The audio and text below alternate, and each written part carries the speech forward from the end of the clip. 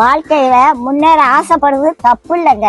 எதையாவது பண்ணி எப்படியாவது முன்னேறிடணும் அப்படிங்க நினைக்க கூடாது. அப்படி நினைச்சா ஏதாவது சிக்கல்ல மாட்டிக்கிடுவோம். கடவுள் உங்களை ஏத்த வேலையில உயர்த்த வருங்க. சில பேரு எப்படியாவது காசு பணத்தை சம்பாதிச்சிடணும், அப்பதான் வயசான காலத்துல நிம்மதியா உட்கார்ந்து சாப்பிடலாம்னு நினைப்பாங்க. வயசான காலத்துல காசு பணம் எல்லாம் இருக்கும், ஆனா ஒன்னும் அனுபவிக்க முடியாது. பாட்டி வீட்டுல ஒரு எலி ரொம்ப நாளா தொண்டை பண்ணிக்கிட்டு இருந்தது. அதை எப்படியாவது பிடிச்சிருந்தோன்னு கூண்டுக்குள்ள ஒரு தேங்காய் துண்டை குத்தி வச்சேன். ஒரு 9 மணிக்கு சத்தம் கடிச்சு எலி மாட்டிக்கிட்டுச்சு. சரி இருக்கட்டும், காலையில எந்திரிச்சு காட்டு பக்கத்துல கொண்டு திறந்து விடுவோம் அப்படின்னு நினைச்சு தூங்கிட்டேன். காலையில பார்த்தா எலி உள்ளதான் இருந்துச்சு.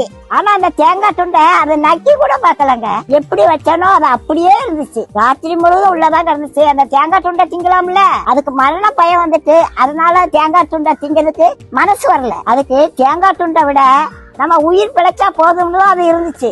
அதே மாதிரிதாங்க காசு பணத்தை சேர்த்து வச்சாங்க கடைசி காலத்துல ஒன்னையும் அனுபவிக்க மாட்டாங்க. லட்டை பார்த்த உடனே வாயில எச்சி வரும், ஆனா டாக்டர் சொன்னது ஞாபகத்துக்கு வரும், லட்டை தின்றாத சுகர் ஏறி போயிரும் அப்படின்னு சொல்லியிருக்காங்க. ஆசைப்பட்ட ஒரு லட்டை திங்க முடியல, காசு பணம் இருந்து என்ன செய்ய? கடவுளோட ஆசீர்வாதம் இருந்துச்சுன்னா கடைசி வரைக்கும் நல்லா சாப்பிடலாங்க.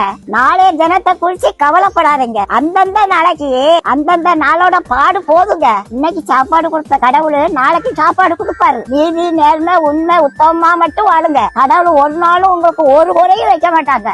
நம்ம எப்படி சம்பாதிக்கோங்கிறத கடவுள் பாத்துக்கிட்டே இருக்காருங்க.